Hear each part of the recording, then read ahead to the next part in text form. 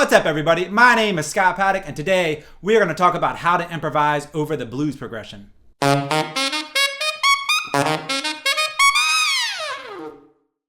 Last week, I did a video on the blues progression, talking about the chords, how they went together, how to form the chords, how to play bass lines over the chords.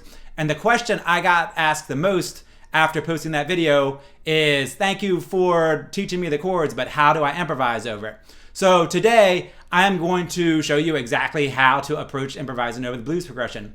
I did two previous videos that kind of work with this also. The first is how to improvise, and that uses your G blues scale, the concert B-flat blues scale, but for alto sax players, it's the G blues scale. And then we're going to use that scale today and that improv today.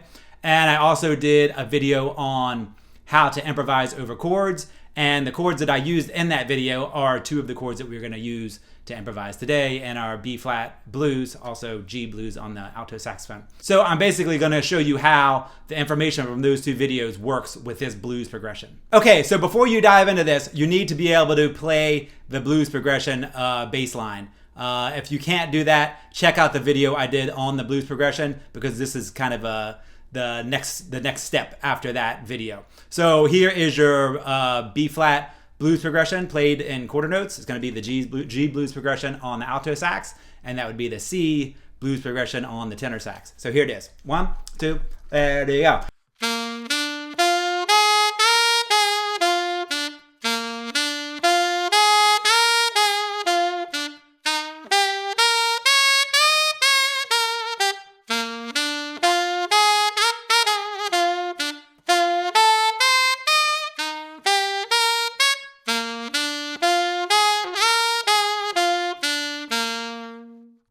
So that is your starting point. You need to be able to play the bass line, in other words, like the chord outlines, for the blues progression before you dive into how to improvise over the blues progression. So the first step is just playing the blues scale over the entire progression. The blues scale will work and sound really good over the entire progression. It's only one scale, so after a while it's going to sound a little monotonous, but it is a great place to start. So on the alto sax, our blues scale is made up of the first, flat third, fourth, sharp fourth, fifth, flat seventh, and again first of the G major scale. So in the key of G, that would be G, B flat, C, C sharp, D, F, and G. And it sounds like this.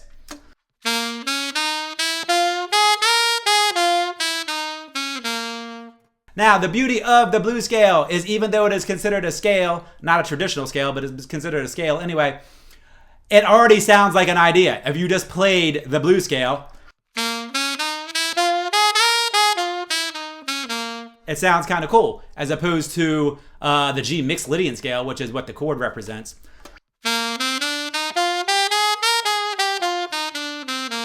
That doesn't sound cool on its own, so we have to figure out how to make that sound cool. But our first step in improvising over the blues progression is playing the blues scale. So this is what it would sound like.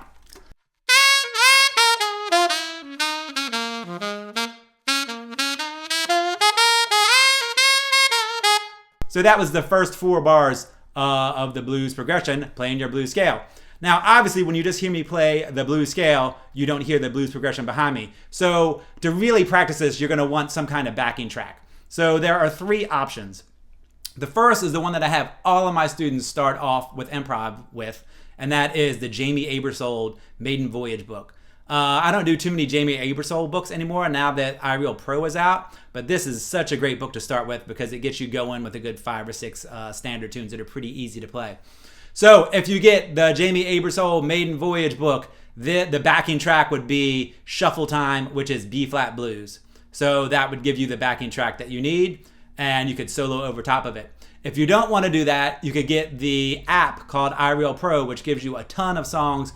If you download the free jazz packet, you could improvise over a song like Blue Monk, which is B-flat blues. Even though it's a little different than what we're talking about here, the changes are a little bit different, you can still use most of what we're talking about over it. Your third option is the budget option. You can record yourself on your phone playing a chord outline to the B-flat blues progression, and play that back and solo over top of it. So step 1 is just play your blues scale. So I am going to play 2 measures of chord outline and then 2 measures of blues scale and keep trading it back and forth so you can hear how it works.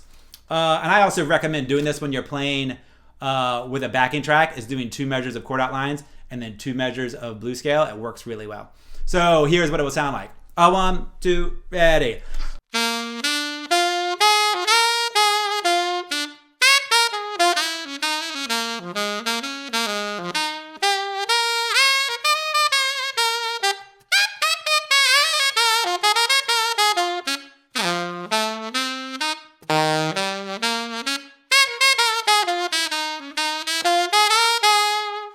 So did you hear how that worked? We did 2 bars of the blues progression outline. Then we did 2 bars of the blues scale solo. So your first option, again, is to play the blues scale. The second option is playing chord outline solos. Before you jump onto this one, I would definitely recommend knocking out your blues scale solo and making that sound really good and building a lot of confidence with that. And then start doing your chord outline solo.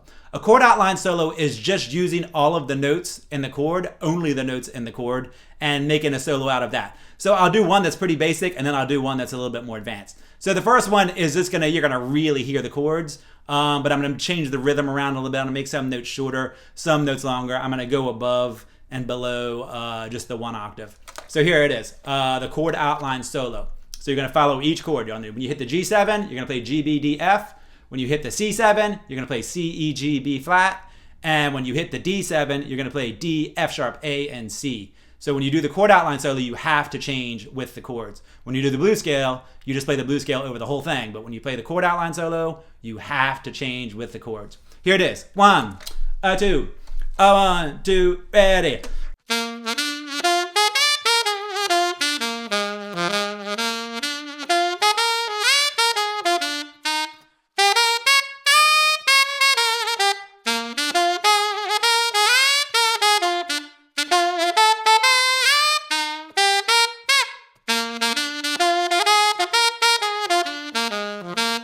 So with the chord outline solo, that was the basic one. You could really hear the chord outline and me just kind of like ad-libbing on it a little bit, adding a little bit to it, changing the rhythms a little bit. This time I'm gonna do a little bit more advanced version of it, and it's gonna sound more like a solo.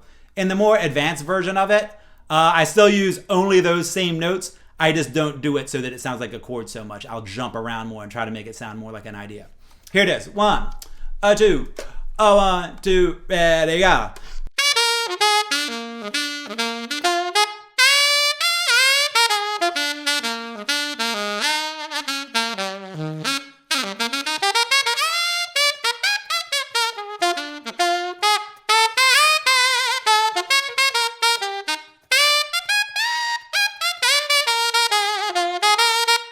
So again, all I was doing was using chord outlines. I was using the notes in the chords. I just switched them up. I jumped over the octaves of the horn. I tried to play them more in a pattern to come up with more rhythmic ideas as opposed to just playing a straight up chord outline. Step number 3 is using the scales. And I always start off with the G Mixolydian scale. G Mixolydian scale just means a G major scale with a flat 7. So that fits your G7 chord. So your scale would be G, A, B, C, D, E, F natural, G. So it sounds like this.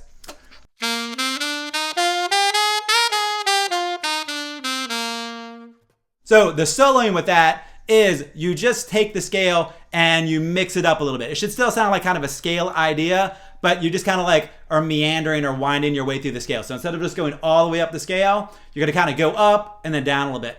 Up a little more, down a little bit. Up around, jump to some chord tones, and down. So it'll sound like this.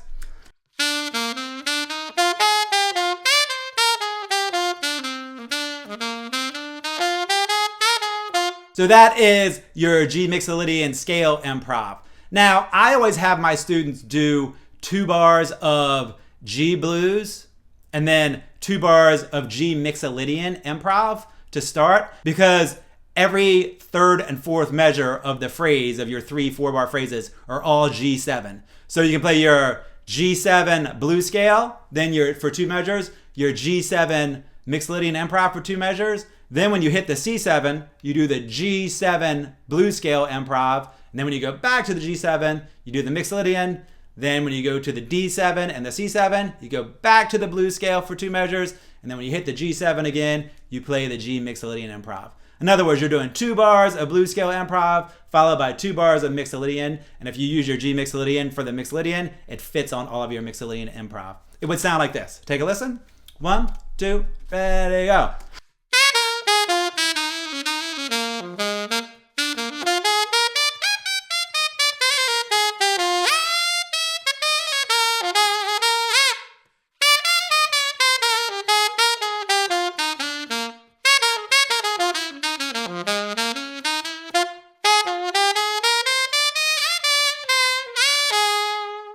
Did you hear how I did 2 bars of blues and then 2 bars of Mixolydian? So if you're doing a backing track, that is a great one to play. 2 bars of blues and 2 bars of Mixolydian. It'll help you follow along in the chords. It'll help you play in 2-bar phrases, and it'll get your improv sounding really, really clean. Now, obviously, the next step would be to play your Mixolydian scale over C, over the 4 chord, which would be C7. So that would be a C major scale with a B flat. So it'd be C, D, E, F, G, A, and B flat. And also your D7, that would be D, E, F sharp, G, A, B, C, D. So you're playing Mixolydian scales over the whole thing. So this is what that would sound like. The first time I'm gonna do it, I'm gonna do it fairly easy so you can hear everything change. It's gonna sound really scale-wise, and the second version I do, it'll sound more like a solo. So here's the first way to approach playing everything with the Mixolydian scales that fit the chords. 1, 2, 1, 2,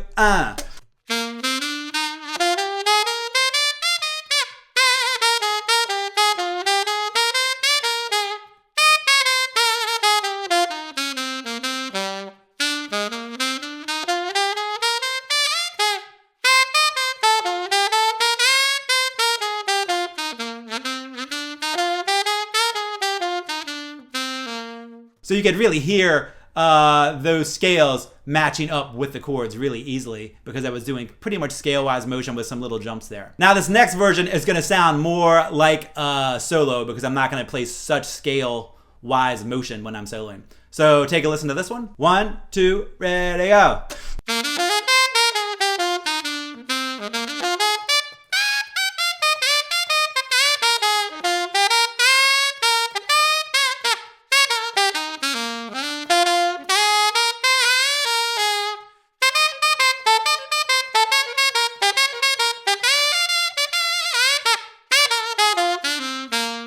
So those are your 3 strategies for playing over the blues progression. First, play your blues scale for the whole thing. Second, play chord outline solos. Third, play Mixolydian scale solos. And then of course the last step would be to combine everything. So do some blues scale, some Mixolydian, some chord outline solos. When I'm explaining this to my students, I always tell them that when you're doing the blues scale, if you're painting with one color. So say you're painting with the color blue. Once you add in the chord outlines, then you have another color. So then you're painting with blue and red. And then when you throw in the Mixolydian scales, then you're painting with blue, red, and yellow. So you have all these different colors that you can bring out in your solos. Whereas if you're just playing blue scale, you're stuck with that one color. So here is all 3 of them combined into one solo. 1, 2, 1, 2,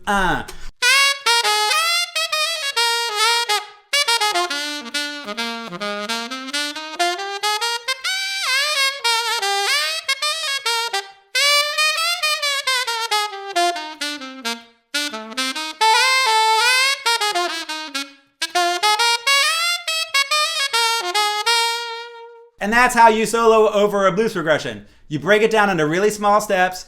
You build confidence with each step. Don't move on to the next step until you're super confident and crushing the step before. And then by the time you get to the 3rd or 4th step, you're really ready to put it all together. Then you close your eyes and you just go for it. So now I'm going to play 2 choruses. A chorus means 1 time through the whole form. So I'm going to go through the whole form 2 times, playing a bass line on my saxophone. So if you want to solo over this or you want to practice with this video, just start it right where I come in and then solo over top of it. So here are 2 choruses. 1, 2, 1, 2,